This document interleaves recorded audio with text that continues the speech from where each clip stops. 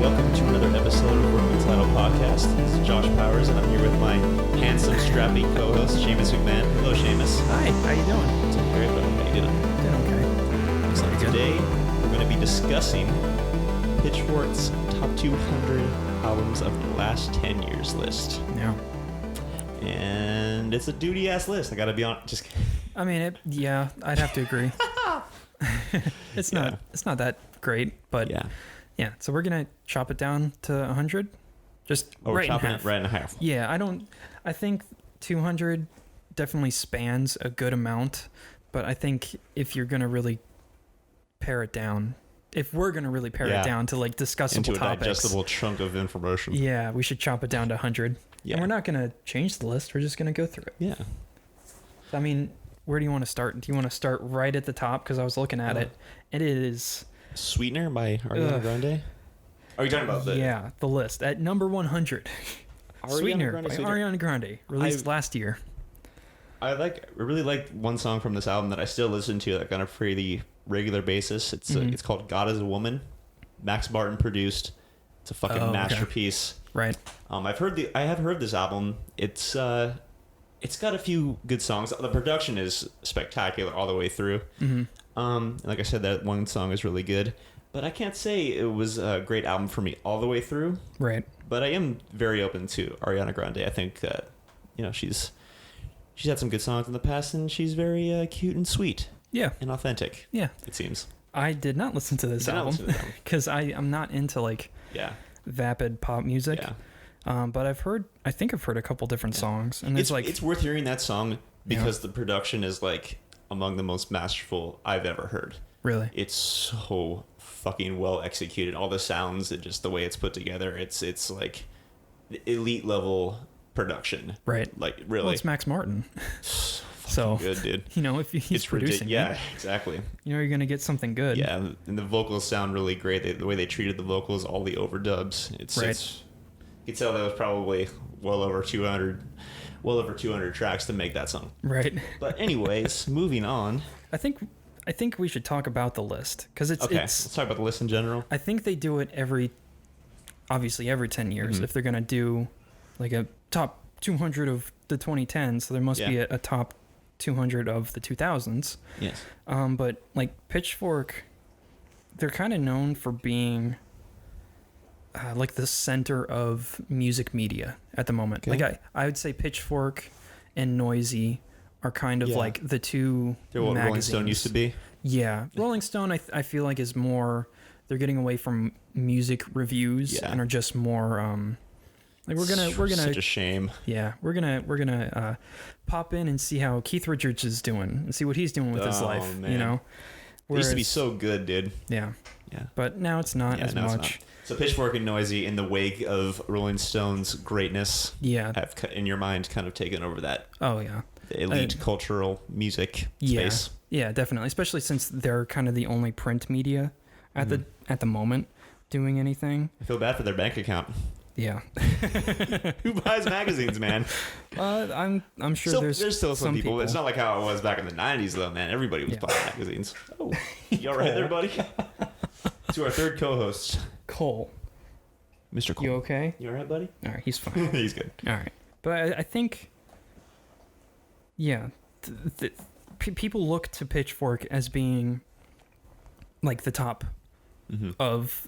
They know what they're talking about. Yeah. So when I saw it on Reddit that they had posted their top 200, it wasn't from Pitchfork. It was from a bunch of random people. Okay. On like the music subreddit and all these other subreddits. So it's like people are following them pretty heavily. And when I was going through the list, it seems very, very vapid. Not to use that word again, but it definitely is. Vapid? Like, yeah, it's... you were saying before we started recording, it's very like-minded people sitting in the room think. That's it. God. Yeah, where they all sit together in the same building and listen to the same music. Yeah. Like there's a certain culture that probably permeates the offices, similar to like at a CNN or a Fox News or any media organization, where it's kind of like there's accepted, especially at a place like this where there's accepted music that everybody. Like, it's obvious here that, Beyonce is at the top of the list there. Yeah, and she has like 4. I mean, she is great. Yeah. Don't get me wrong. Yeah, she's fantastic and has a lot of cultural relevancy. Yeah. Which I think when you're making a list of this caliber, you should be thinking about how it impacted a lot of people instead of just yourself. Yeah. Whereas a personal top 10 or top 20, top 50, top 100 list of albums of the last 10 years, you can be a little bit more poignant in your choices. Yeah. To yourself. So if you like rap music, a good amount of the albums that you listen to were probably rap albums by certain artists, and those albums are going to end up on your top 10. Whereas if you're you like rock music, you're going to listen to a lot of different stuff. Yeah. So this list combines a lot of that, but at the same time, a lot of what is shown on here is mainly hip hop and rap. Yeah. Which I guess in the 2010s, it was very relevant. That kind of music it wasn't growing. Yeah. It had already grown and was still getting bigger, you know? So I mean, looking at it, there's within the top 100, it's mainly rap. Here's Apex R&B. Twin. Yeah. Tame Impala. That's nice. I didn't realize that he released an album. Yeah. In 2014. Wow. Yeah, Tame Impala deserves to be on there. Yeah, they're great. Let's see. Arcade Fire. How do you feel about Arcade Fire? I don't like Arcade Fire. You don't care about them? No. Vampire Weekend, Arcade Fire, I don't care about them. Oh, Tame, I don't care. The Weeknd. That's good. I really love The Weeknd. I'm a huge fan, but I'm not totally crazy about the album that's on here. Yeah. I think Starboy's a lot better. Yeah. Just saying. Yeah. Starboy's a lot better. better. Cardi B, Invasion of Privacy. That's right. You gotta have some twerk on the fucking list, dude. Go Cole. Gotta have some twerk on the list. Yeah. Father John Misty. Have you heard of him? I have. What an interesting name. Is he good? I have. Do you know? He is very good. I like his music. Angel Olsen is on the list. I can't remember whether or not she's in the top 100. Is she an angel and also related to the Olsen sisters? No. Sadly, no. Kurt Vile is within the top 100, which is fantastic. Kurt Vile. Yeah, he's that's a bold name. Shit, he's an American indie artist, and he plays like acoustic indie rock stuff. Okay. He's fantastic. Nice. And he worked with what's her name? She's from Australia. She's really big. She's from Australia. Yeah, she's in the list as well. Drake is on the list. Yeah, I actually like that album. I've heard that album, and it's decent. There's some good music on there. It's not a one through. Right. But there's like 4 or 5 on there that I liked. I don't like Drake. You don't like Drake? No. I think he's the way that I feel about Drake is that he's like that like super happy, peppy kid in school. Really? But he's just kind of dumb, you know? And everybody likes him because he's like, yeah, let's go, guys. We're going to have fun and doing whatever. Yeah. But at some point, that kid becomes annoying, and you still got to kind of like be like, yeah, let's do it. We're gonna have fun with you. But behind his back, you're like, oh my god, this fucking guy. Oh, he's so annoying. Yeah. You know, that's what I feel Drake is, because now to our culture, or do you feel like personally that he's dumb? I think culturally and personally, he's become a meme. Yeah. People just like his music because he's funny. They like to just ram on him a little bit. But I think with this album, with If You're Reading This, It's Too Late, that was definitely right at the peak where people were like, oh, this Drake kid, he's got some good stuff. And then, you know, it kind of went downhill from there. But I don't like Drake. I actually have to politely disagree with you on Drake. That's all right. You can. No. Yeah. No, my opinion is the only opinion. Yeah. I've heard all of his albums. You have? I made it a point to listen to every single one. Mm-hmm. And where there's a lot of songs that I didn't like, there's also a lot of songs where I felt like his lyricism was actually at a pretty high level. Really? Yeah. Like talking about personal things in a way that was kind of almost in like a Kendrick Lamar sort of way. Okay. So we can definitely, that's okay. You know, Seamus, we agree. We're great friends. We agree on almost everything. We can agree to disagree on Drake. That is fine. Yeah. I don't know if I would agree that he is like Kendrick Lamar style. Yeah. Well, what I was saying is that there was songs on there that kind of his storytelling was Kendrick Lamar-esque, which I didn't realize that he had songs like that. Oh, okay. Before I dove in and listened to the whole albums. Right. Yeah, I didn't realize that he had that either. Yeah. I mean, I've heard some songs and been like, yeah, that's all right, but there's not a lot. Drake's not on my list right now, though. I'm not really listening to a lot of Drake lately. I don't even listen to a lot of music lately. Oh, really? I love podcasts, dude. It's like that's pretty good. You know, but I've heard a lot in the past. Yes. Tons. Yeah. I think there's a lot that's on this list that I wouldn't put here unless I had a gun to my head. Oh, shit. You know, like I wouldn't ever put Taylor Swift on a top 200 of the last 10 years. Put Taylor Swift on there right now, Seamus, or you're going to get one in the chamber. It's like, I understand why, but to put her at 59... You know, to put Red at 59, which was kind of... It wasn't her first foray into pop music, but it was definitely her biggest one. I don't feel like she should be that high. Yeah. Kamasi Washington with the Epic, that needs to be higher. Kamasi Washington? Yeah, that's an amazing jazz album. Shit. It's like 2 hours long, and it's just straight jazz, and it's fantastic. Nice. And it deserves to be a lot higher than 58.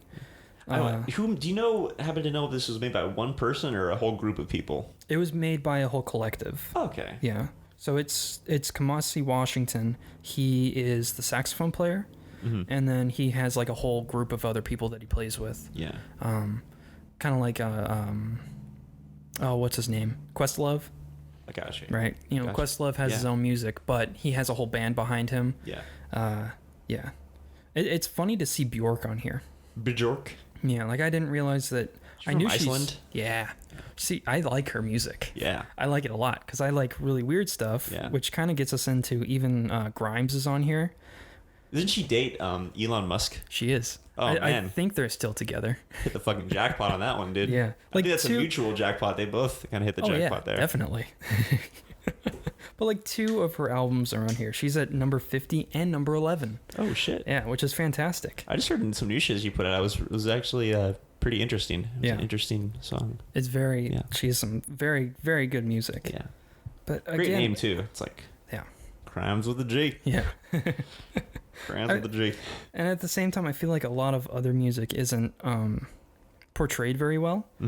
Because, like I said, it is a lot of rap and hip hop in this list.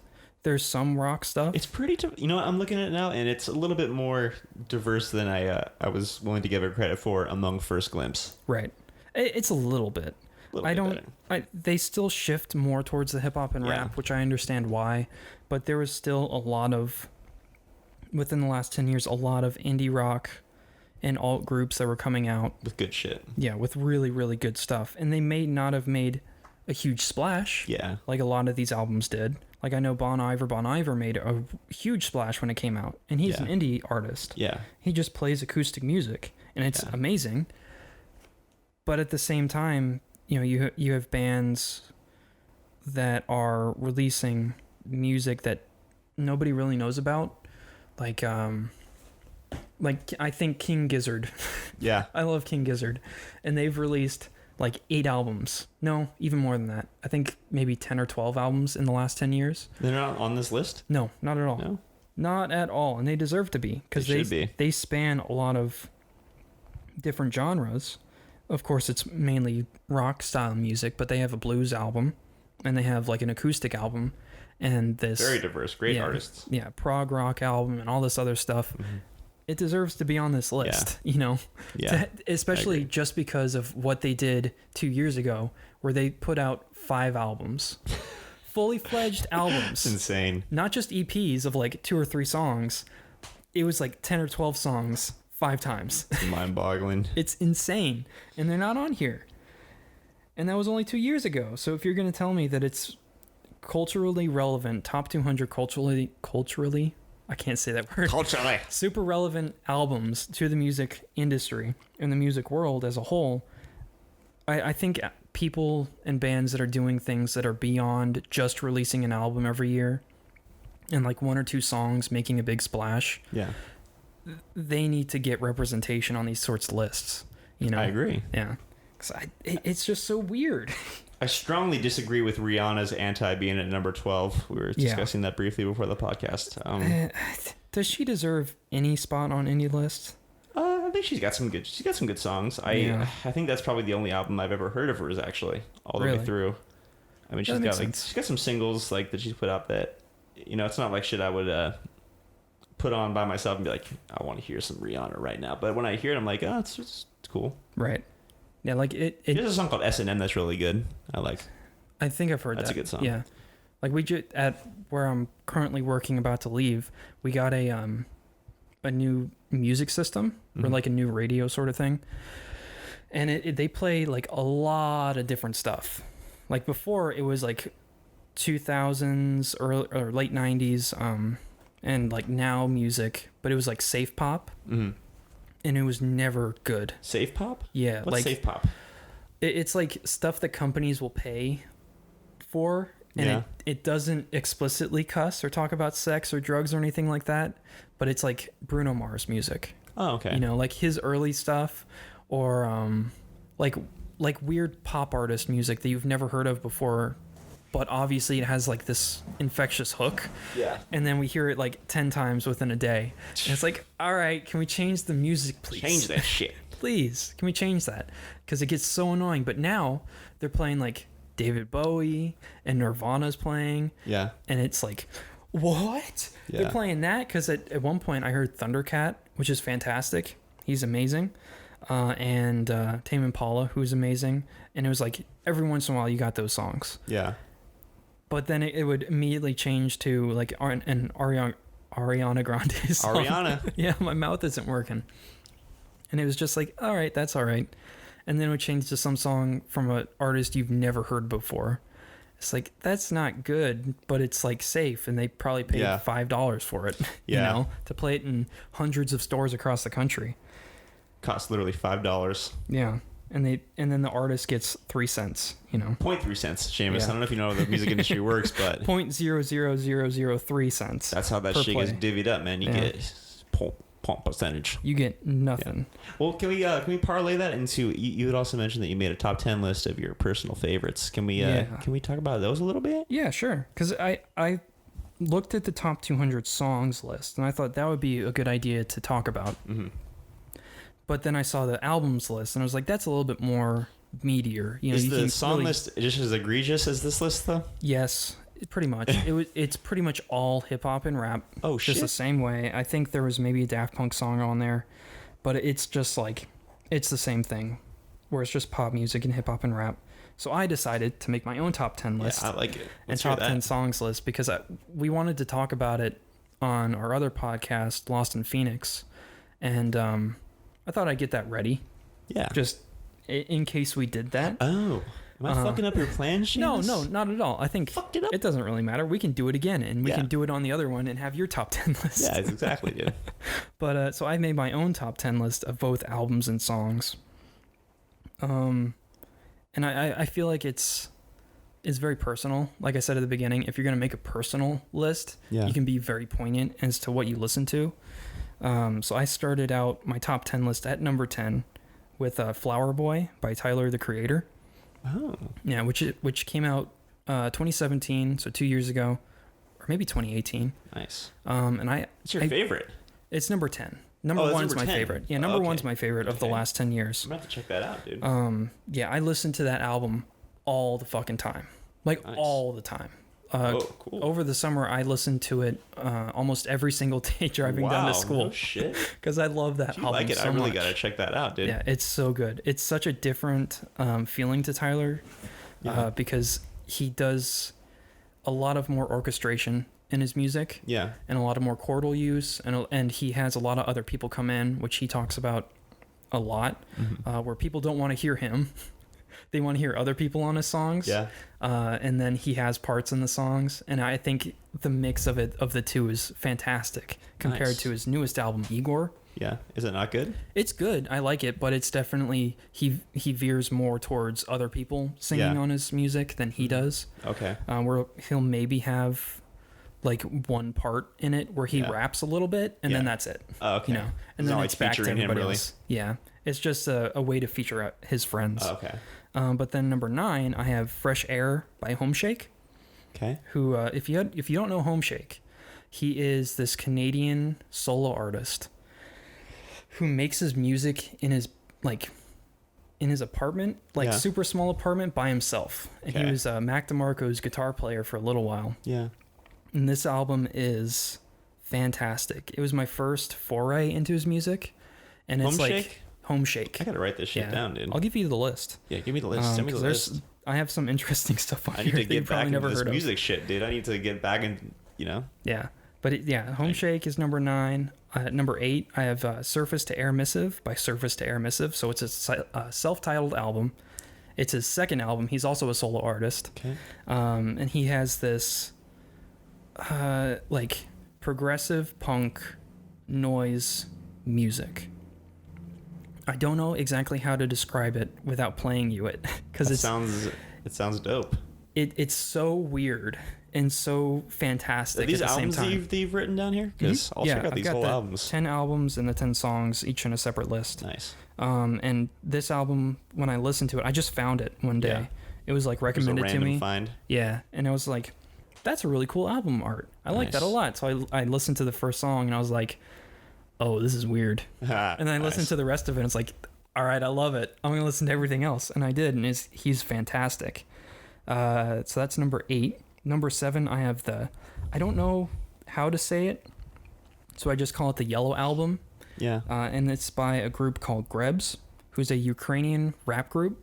Oh, nice. And it's all in Russian or Iranian or whatever language Russian that rap. They have. It's fantastic. I really Dude, like it. You gotta listen to it. It's so fucking awesome. Oh, I gotta love it. It's such a great album. I think you showed me some shit of theirs one time. I think I did. But it's such a good album all the way through. Isn't it crazy how you could just enjoy it even though you can't even understand the language? Yeah. I mean, it's like they're... What are they talking about? Have you tried looked up the lyrics? It's like sex and drugs and just living in Ukraine, you know?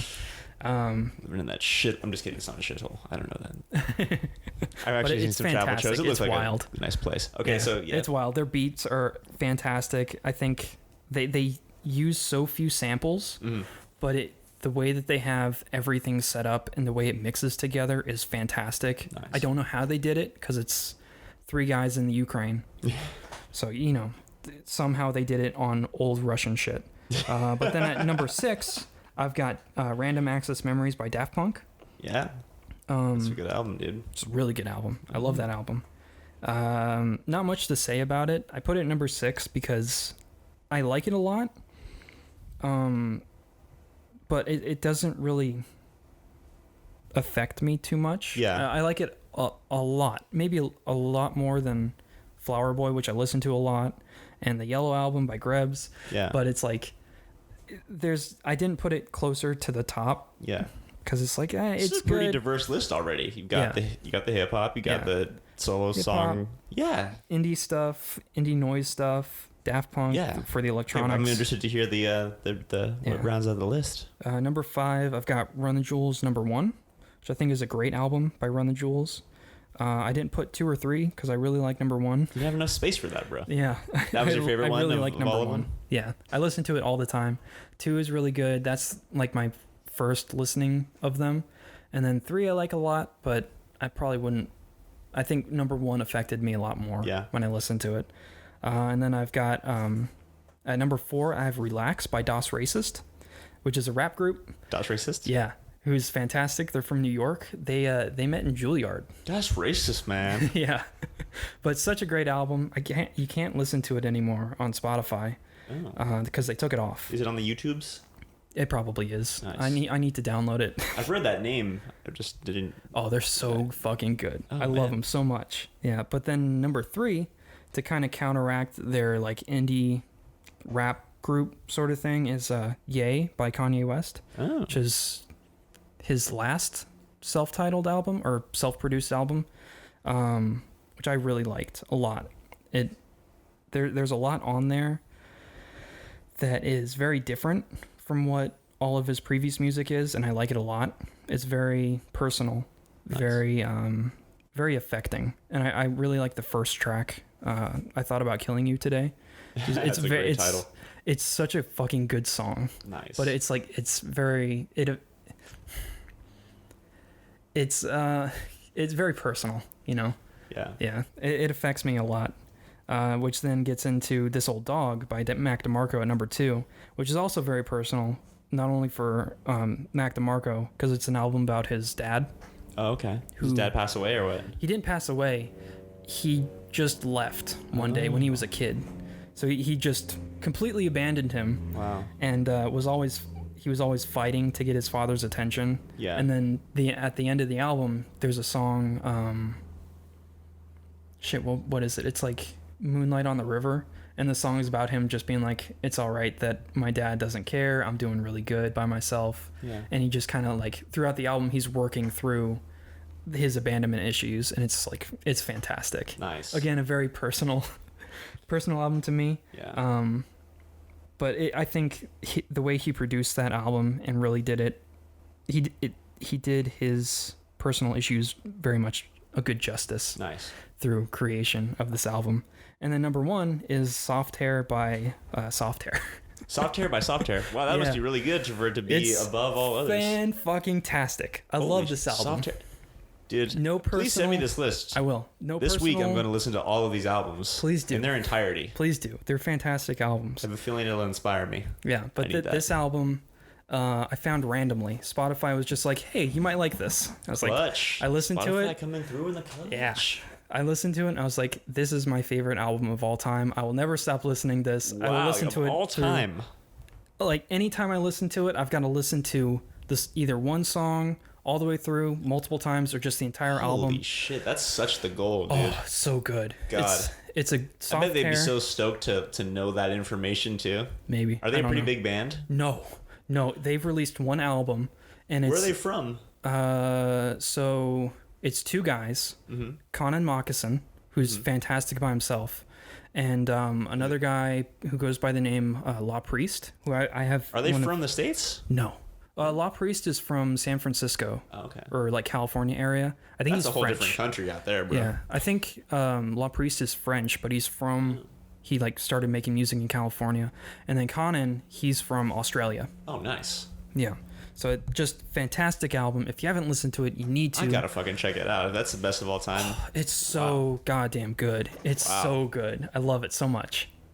Yeah. Sweet. I'm looking forward to that, man. Yeah, it's so good. Let's dive into the song list, man. Yeah, and then the song list is a whole different list of people too. So I've got 9 Inch Nails' "God Break Down the Door" from their last album. What was that? What was the last album? Bad Witch. It's such a good song. Saxophone solo halfway through. Nice. And the saxophone all the way through the song. Floyd action. Oh, it's so good.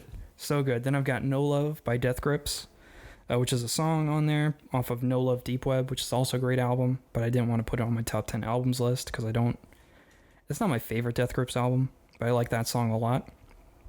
And then I have Chairman's Intent by Action Bronson. Fantastic rap artist, fantastic song, great album. It's off of Blue Chip 7000. Fantastic. It's so good. And then at number 7, I have Tempest by Tool, which has the 7 at the beginning, which is why I put it at number 7. Nice. I like it. And this is your top 10 of all time list? Top 10 of like the last 10 years, but it's also all of all time because that's, like I said before we started recording, it's like I only really started listening to for like the last maybe 15 years. I would be interested to see how different your list would be if it was just another 10. The whole of all of music. Your top 10 of all music. Maybe when we do it for Lost in Phoenix, I'll make another one. Yes, that sounds good. I'll make another one. Because this one was like, I'm looking at my thing and I'm looking at the top 200. I'm like, all right, I'll make one. I like it. Yeah. So that was number 7. Number 6, I have A Christmas Fucking Miracle by Run the Jewels off of Run the Jewels 1. Christmas Fucking Miracle. Yeah. It's such a good song. Great title. It closes out the album and it closes it out with such poignancy. Yeah. And they talk about a lot of the current issues that are going on within the U.S., like race issues and prison internment camps and shit like that. Yeah. It's like super powerful. Such a good closing song. And at number 5, I've got Show You the Way by Thundercat, which is probably one of my favorite Thundercat songs. And number 4, I've got Power by Das Racist.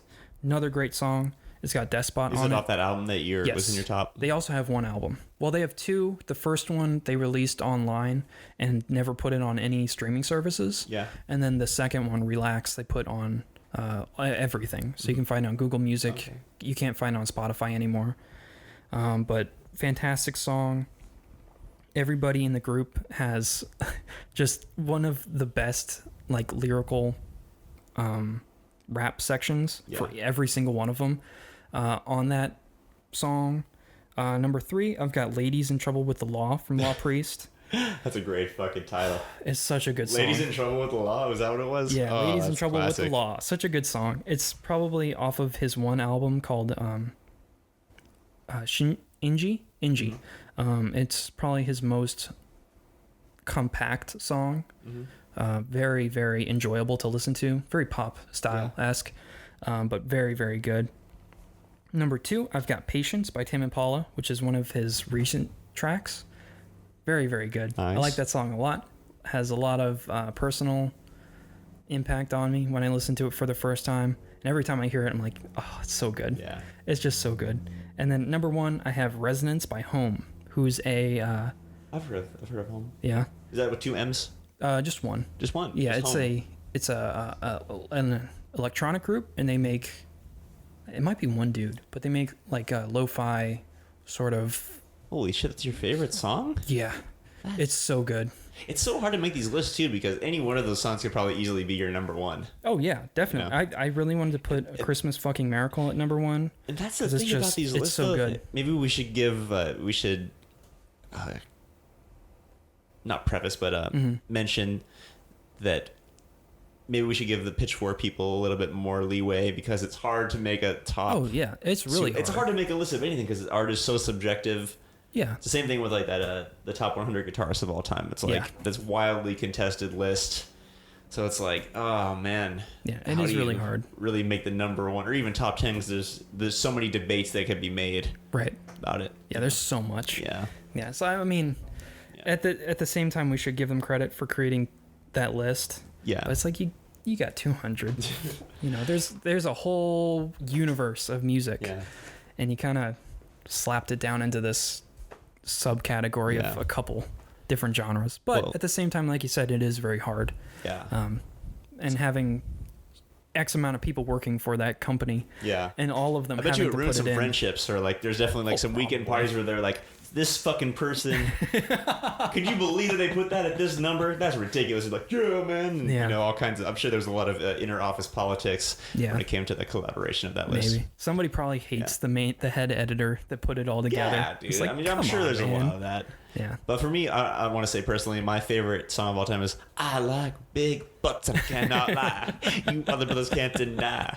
The girl walks in with the itty bitty waist and a brown thing. Can your face you get? Sprung. There you go. Yeah, I know this song. Yeah. Just kidding. That's not my favorite. What movie has that in? Shark Tales. I watched Shark Tales. Man, that's fucking hilarious. I love that. I love that song. That song is hilarious. It's not my favorite. I wouldn't even put that on my top 100 list. Oh, no. But I just thought it would be a fun way to rap. Yeah. Yeah. So I mean, when it comes down to it, if you like music, you like what you like. Yeah. It's definitely a good thing to go out of your comfort zone. For sure. And listen to other stuff. Like I don't like a lot of country music. And I will continue to not like country music, and I will continue to not listen to it. Yeah. Because that is not what I like at all, and I don't like the people that make it and the people that listen to it. But I'll stand behind rap and rock. Like country? Yeah, no, not at all. You're from the South, Seamus. That's not supposed to be the situation, sir. Excuse me, sir. I don't care. I'm different. I'm different. Look at my music taste. I'm different. Yeah. But I love it. No, that's true. That's true. So we'll get you next time for your top 10s. Sounds like a plan, man. On Lost in Phoenix podcast, our other podcast. I'm going to continue plugging plug that shit, every other podcast that we have. Yeah, that's right. Every time, because 10 more coming. Yeah, because it's fun doing multiple things. Yeah, it is hella fun, man. Yeah. Hella, I just said hella. Jesus Christ. Yeah. Dating myself. Oh well. All right, guys. Yeah. Well, thank you for listening. Check out the Pitchfork Top 200 list if you want to look for yourselves. And then, be angry. Yeah, and then I might post down in the description my top 10s in case you want to listen to anything. I'm going to listen to it. Yeah. But yeah, thanks for listening. We'll catch you next time. Bye.